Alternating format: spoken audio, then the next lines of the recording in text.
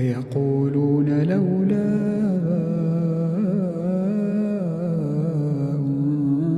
أنزل عليه آية